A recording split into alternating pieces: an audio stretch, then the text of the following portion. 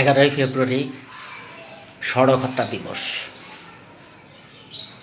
বাংলাদেশে সড়ক হত্যা যেন একটি বৈধ হত্যাকাণ্ড। যেখানেই হত্যাকাণ্ড, কোথায়ও কোনো প্রতিবাদ নেই। আর মিডিয়াতে প্রতি হত্যাকাণ্ডের সংবাদের শেষ লাইন এক ও অভিন্ন: ঘাতকদেরকে ধরা সম্ভব হয়নি, ঘাতক পলাতক। তারপর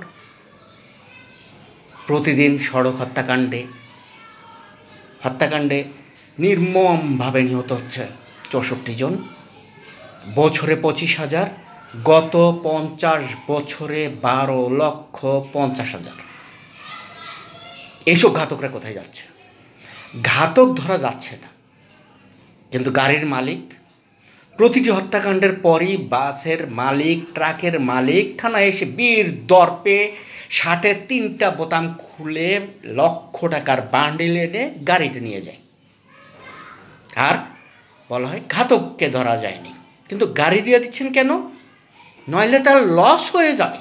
একদিন বাস বসে থাকলে লক্ষ লক্ষ টাকা ক্ষতি মালিকের। আর মানুষটাকে যে মেরে ফেললো এই শুয়োরের বাচ্চারা, কুকুরের বাচ্চারা, পরিবহনের মালিক, শ্রমিক, ব্যবসায়ীরা, কুত্তার বাচ্চারা প্রতিদিন এতগুলো মানুষ মারতেছে। শুয়োরের বাচ্চারা একটি হত্যাকাণ্ডের ব্যাপারে তারা কি অনুতপ্ত হয়েছে? বলেছে যে আমরা সরি, আমরা দুঃখিত? কুকুরের বাচ্চারা পায়ের সাথে পায়ে মানুষের লাগলেও ভদ্রতার খাতিরে বলে সরি, দুঃখিত, দেখিনি। আর কুত্তার বাচ্চারা চাকায় পিষ্ট করে প্রতিদিন মানুষ হত্যা করছে, অন্তত একটা সহানুভূতি তো দেখাবে। সহানুভূতিটাও দেখায় না। আর আরেক শ্রেণীর আতেল আছে, গাঁজাখোর আছে, হেরা বলবে মানুষ সচেতন হলে সড়ক হত্যা কমে যাবে। সাউয়ার পোলাররা মানুষ সচেতন হলে সড়ক হত্যা কমবে। বাসে ট্রাকে যখন মুখোমুখি সংঘর্ষ হয় তখন কি হয়? কোন সচেতনতায় তারা বাঁচবে? কক্সবাজারে দেখুন, গতকালকে 5 জন একসাথে, 5 ভাই সড়ক হত্যাকাণ্ডে নির্মমভাবে নিহত হলো। ঘাতক ধরা গেছে? না। অনুতপ্ত কেউ হয়েছে? হয়নি। প্রশাসন বীর দর্পে বলবে গাড়িটিকে জব্দ করা হয়েছে, তারপর মালিক এসে নিয়ে গেছে। আর এই শুয়োরের বাচ্চার এই সড়ক হত্যাকাণ্ড বন্ধ হবে কবে? যতদিন পর্যন্ত মানুষ এগিয়ে না আসবে, প্রতিটি হত্যাকাণ্ডের পর প্রতিবাদ না হবে, বাংলাদেশের সড়ক হত্যাকাণ্ড বন্ধ হবে না। আজ আমি সন্তান হারিয়েছি, কাল আপনি সন্তান হারাবেন, আপনি নিজেকে হারাবেন, আপনার স্ত্রী, সন্তান, পুত্র সবাইকে হারাবেন। তখন আপনি বলবেন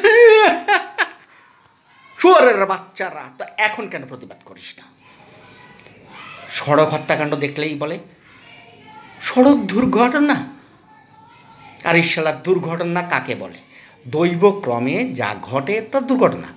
প্রতিদিন স্কেল মাপা 64-র অধিক মানুষ সড়কে হত্যাকাণ্ড হচ্ছে। আর প্রতিদিনের সংবাদপত্রের শেষ লাইন ঘাতক পলাতক, ঘাতককে ধরা সম্ভব হয়নি, তারপর শেষ নতুন হত্যাকাণ্ড।